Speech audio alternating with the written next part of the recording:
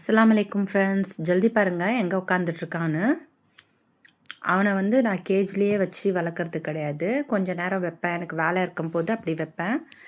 Balance time வந்து பார்த்திங்கன்னா இப்படி தான் நான் வச்சுப்பேன். பாருங்கள் எப்படி குதிச்சு ஓடுறான். இப்போ பாருங்கள், பெட்டுலேருந்து எப்படி குதிச்சிட்டான் பாருங்கள்.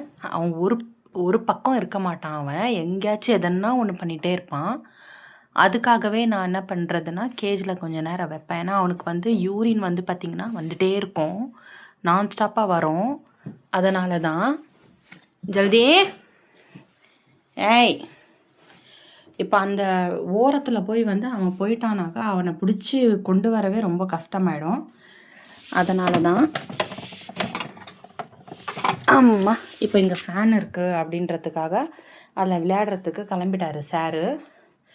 சரி, இப்போ தூங்குகிற டைம் ஆயிடுச்சு. நான் என்ன பண்ணுவேன்னா இப்படி தான் தூங்க வைப்பேன்.